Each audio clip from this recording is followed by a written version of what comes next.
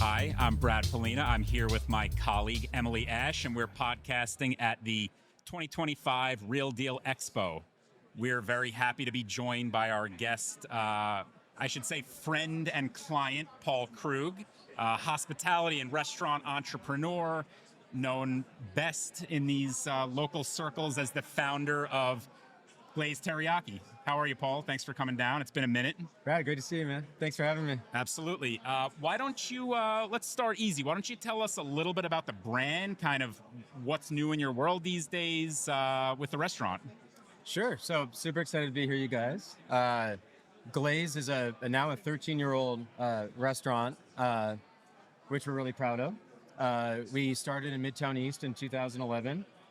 We've grown to 8 locations pre-COVID, and now we're at 6, and we're a premium elevated take on your Japanese fast casual teriyaki shop.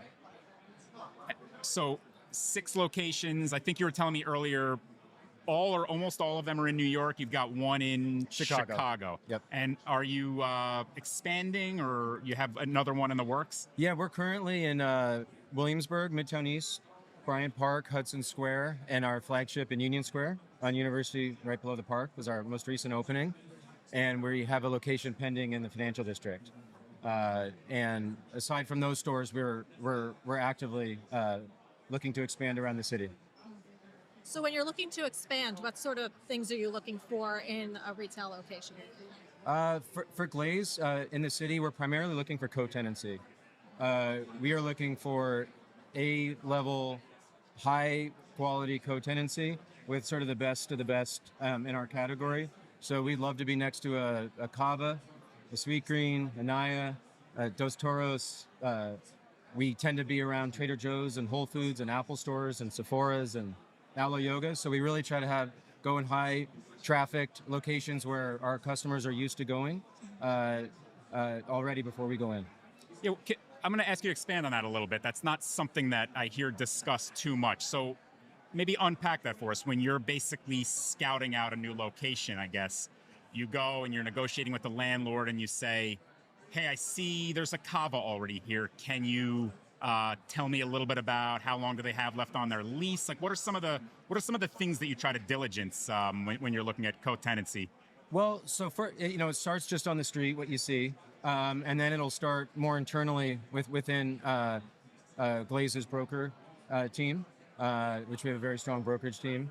And part of what I look for on our team on the brokerage side is who else are they working with. It's nice to work with brokers that are working with other great tenants and retailers that are going to be getting looks from potentially new developers and developments coming down the road, right? And so it helps make me feel good that we're in the mix and our brokers are hearing everything that's going on around. And so there's sort of an expectation that the brokers will have a good feel for what's going on the street and with the tenants nearby. Maybe one of their clients might be in there and might be able to get me some information.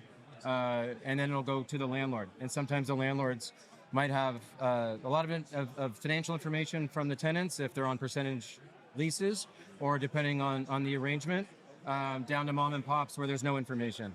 And it's really you're on your own to do that due diligence. So that's interesting. Just from a common sense perspective, what I think I'm hearing is you're not looking at these other food establishments as competition. You're actually looking at them as established locations that are going to bring foot traffic to you. Absolutely. I look at them as complementary. Glaze is in a sort of a unique category in the space. Since we've started, there's a variety of sort of premium elevated takes on existing categories like a Burger King to Shake Shack, or take a Chipotle, being a premium and really introducing Mexican cuisine in the way that it did. Cava with Mediterranean, and in the Asian fast casual category, there isn't sort of a national premium leader. You get it with sushi, with let's say a Sugarfish or a Kazunori and some others, and you'll get in cities sort of local, regional Thai concepts or very hyper local concepts. But for Glaze, we're looking to be the sort of the leader in the premium elevated Asian fast casual category. And so we think we complement well going with the leaders in the other categories. We think it's a similar customer.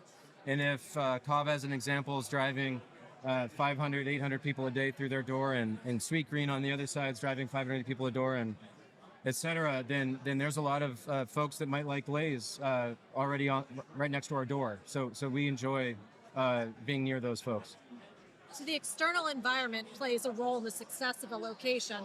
How does that translate into the internal environment when you're designing a store, and what sort of features do those same customers look for? Sure. So that touches on value proposition to me, and as fast casual has flourished and third wave coffee has thrived in this, over the last 10, 12, 15 years in the city, the value proposition's changed. When we first started, it was kind of fun to be 600 feet and divey and not feel corporate. And you might have filament light bulbs and sort of dark, sort of casual spaces. And that's not the same as a 2,000 foot, beautiful, well-funded, private equity-backed, fast casual restaurant where customers have a lot more space to dine in, or a beautiful blue bottle in a nice old, large space where you can really get a quality dine-in experience. And so over the years, we've shifted from a 600-700 square foot footprint to a 1,500 to 2,000 square foot footprint to improve the experience for the customer, and to allow us to fulfill the demand in the time frame needed. So I think one of the things we want to ask you about, if you're willing to share, is just kind of leading us through the basic decision tree that goes into the decision to expand, and then once you've made the decision, what happens thereafter. So I mean, I imagine this can come up in various ways, but Glaze wants to expand. How does that idea kind of like come to fruition? Do you look at a neighborhood that you think is a good prospect for a new location? Do you look at changes in consumer wants? I mean, if all goes well, you will go from 6 to 7 to 8, 10, 15. What's the decision process for like your next location for Glaze? So for the types of locations that we're looking for, it's a very tight environment. It's extremely tight, and you have a variety of folks hunting, very hard, just like us, for those great deals to slot in on a great block with great co-tenancy.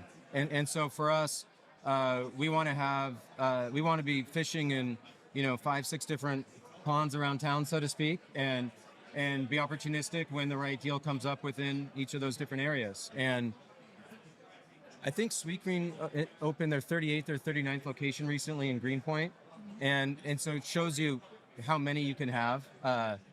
And so for us at 6 locations, we view there's a lot of low-hanging fruit in sort of core neighborhoods as you get up to around our goal of around 15 locations in the city. So take an Upper East, an Upper West, Financial District, downtown Brooklyn. There's a variety of real core neighborhoods that I think are kind of immune from trends and short-term factors that we're looking to go into.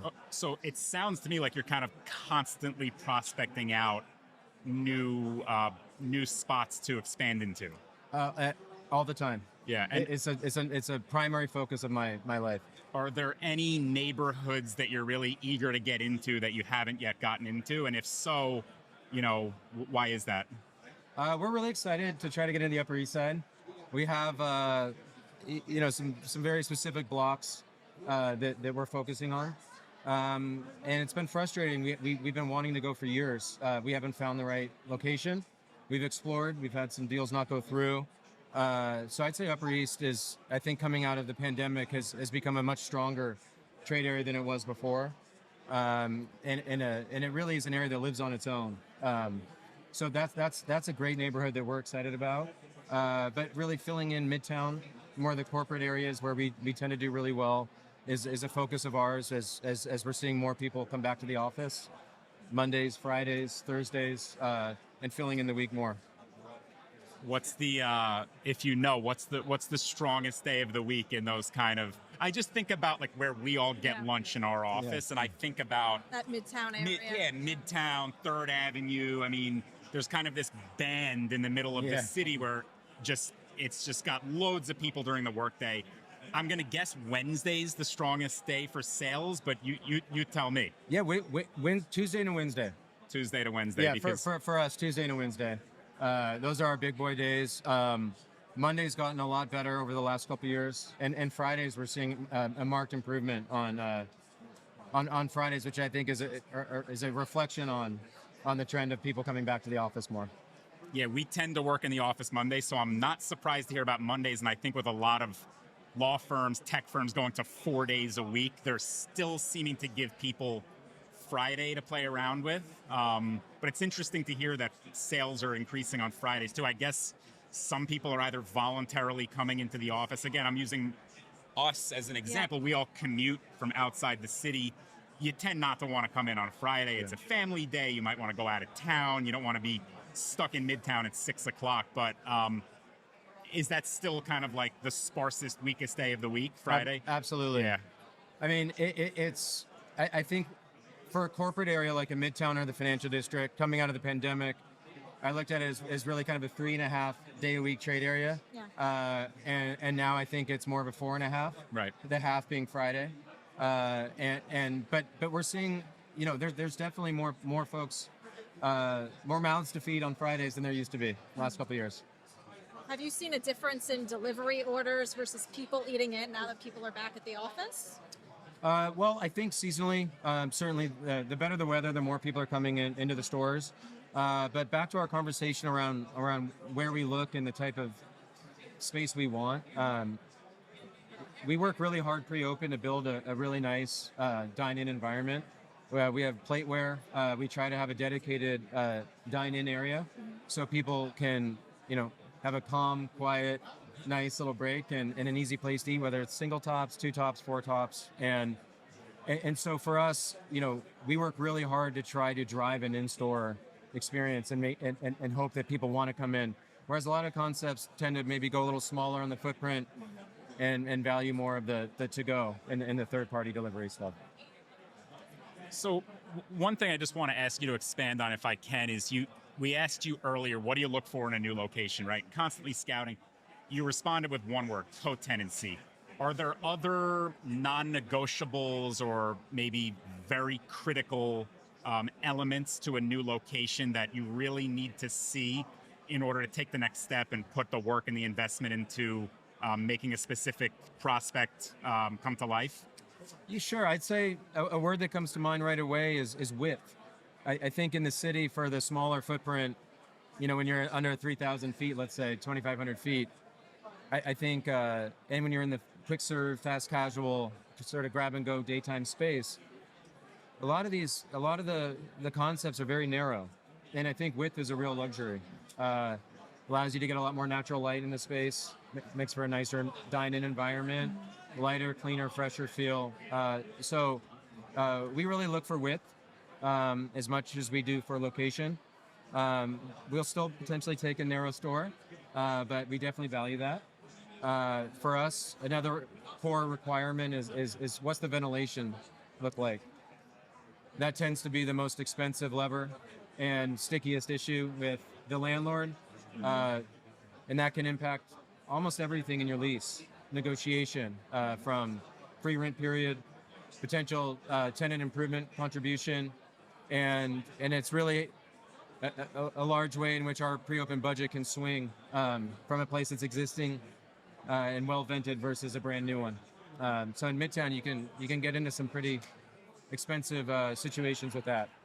Is that, correct me if I'm wrong, that's something that's kind of not unique, but it's specific to the type of food that you're serving? Do you need certain kinds of ventilation that other food service establishments might not need? And as a result of that, the landlord is just going to have to put more money into the space to build it out for you? Is that kind of what I'm hearing? Or the landlord or the tenant? Right. Yeah. So it'd be certain coffee shops or a juice bar or a pastry place. They don't need a whole lot in terms of ventilation. Yeah. So they have a larger universe from which they can look for in the city. Right. We have a full cooking ventilated concept. We are looking all the time to see how we can become vent free. and that sort of thing. But the reality is, yeah, it's a pain, and it's a very challenging part of the pre-open process for an operator. And as you get into multi-unit and really trying to think about, having a long-term business after you open, you want to make sure what you put in works and does help with the odor and smell, so that you're a good neighbor, whether to tenants upstairs or the residents that live around or the office workers walking in front of your store every day. So, Paul, we appreciate your time. We certainly want to let you mingle a little bit and get some steps in. Before we let you go, why don't you remind us again where your new location is going to be and when it's opening? So it's near Wall Street in the financial district, with great co-tenancy. We have some of the names I mentioned before, and hopefully that'll be a fall opening. Okay. But we're actively looking to grow up into the 12 to 15 location count in the city. All right, so if there are any landlords listening with well-vented space and strong co-tenancy, we'll give you Paul's contact info. We're Paul, here. Thank you so much for joining us, and it's really good to see you. Thanks, Brad. Thank you. Thanks, Emily. Thank you very much. For more on all things real estate and the law, subscribe to this and our other podcasts. Follow Bergstein, Flynn, Knowlton, and Pollina on social media. Subscribe to our newsletter and go to bfklawoffice.com. That's bfklawoffice.com to learn more.